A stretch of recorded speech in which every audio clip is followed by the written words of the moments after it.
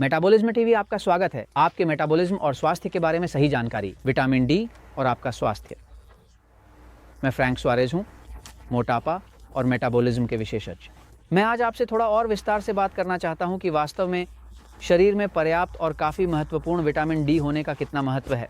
मैं इसे थोड़ा समय लेकर समझाने के लिए एक पल के लिए बोर्ड पर जा रहा हूँ। चिकित्सा के क्षेत्र के भीतर, क्योंकि बहुत से लोग लक्षणों को छुपाने में लगे रहते हैं। जैसे कि अगर सिर दर्द हो तो थोड़ा एस्पिरिन ले लो, यदि आपके शरीर में थोड़ी सूजन है तो कॉर्टिसोन, यदि आपको संक्रमण है तो एंटीबायोटिक्स, या जो भी हो, है ना। और लगभग हर कोई लक्षण को संभालने में लगा हुआ है ना। मुझे कारण को संभालने में बहुत रुचि है, क्योंकि मुझे लगता है कि कारण को संभालना अधिक महत्वपूर्ण है। लक्षण से बचने के लिए कुछ और लक्षण को संभालने की आवश्यकता ना हो। मुझे नहीं पता कि ये क्या है, तुम्हें ये कैसा लगता है, लेकिन ये मुझे ऐसा लगता है, जैसे मुझे लगता है कि ये महसूस होता है कि विटामिन डी लगातार बाहर आ रही है, जैसे ये लगातार महसूस होता है। नए क्लिनिकल अध्ययन बार बार पुष्टि करते हैं कि विटामिन डी की कमी एक महत्वपूर्ण स्वास्थ्य समस्या है। विटामिन डी की कमी ग्रह पर मौजूद सबसे गंभीर समस्याओं में से एक है। धरती, इसका बड़ा हिस्सा इस बात से आता है कि अब लोग धूप नहीं लेते ज़्यादा। विटामिन डी, इसे सूर्य की विटामिन कहा जाता है, और यह त्वचा पर सूर्य की क्रिया से ही आती है ना। लेकिन ताकि आप जान सकें कि आपको कितनी विटामिन डी होनी चाहिए, सबसे पहले जानना चाहिए कि विटामिन डी की कमी का गुर्दे की बीमारी से बहुत गहरा संबंध है। कुछ अध्ययन किए गए हैं जहां गुर्दे की बीमारी के मामलों में ये देखा गया है कि लगभग सभी लोग जिनको गुर्दे की बीमारी है, वे अक्सर गुर्दे की बीमारी जो डायलिसिस में समाप्त होती है और ऐसी चीज़ें, तो सभी के विटामिन डी के स्तर अत्यधिक कम होते हैं। लेकिन क्या होता है, जिन सभी को गुर्दे की बीमारी है उनमें समस्याओं की उच्च घटना होती है।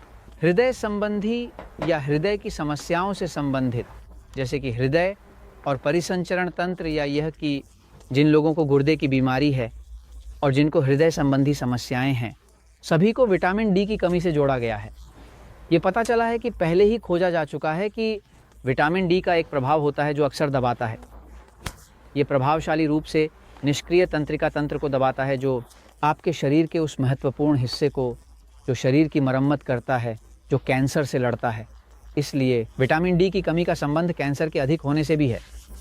इसलिए भी मूल रूप से आपको अपने विटामिन डी के स्तर का ध्यान रखना होगा, लेकिन ताकि आप जान सकें और ना तुम्हें जो एक सामान्य प्रयोगशाला परीक्षण कहेगा उसके अनुसार मत चलो। परीक्षण, सामान्य प्रयोगशाला परीक्षण आपको बताते हैं कि विटामिन डी के स्तर होने चाहिए। परीक्षण के अनुसार सामान्य प्रयोगशाला 40 से 60 नैनोग्राम प्रति मिलीलीटर होना चाहिए, यही सिफारिश की जाती है वहाँ। ठीक है, वास्तविकता यह है कि यह गलत है, क्योंकि अध्ययन पहले ही दिखा चुके हैं कि गुर्दे की बीमारी और हृदय संबंधी समस्याओं से बचने के लिए सही स्तर, और कैंसर जैसी अन्य गंभीर समस्याएं भी हो सकती हैं, सही स्तर लगभग 50 से 70 नैनोग्राम प्रति डेसीलीटर होना चाहिए। और अगर कैंसर की स्थिति है तो यह कैंसर के लिए है। कैंसर से लड़ने के लिए होना चाहिए यहाँ 70 से 100 नैनोग्राम प्रति डेसीलीटर। तो ये कैंसर के लिए होगा और ये स्वास्थ्य के लिए ही होगा।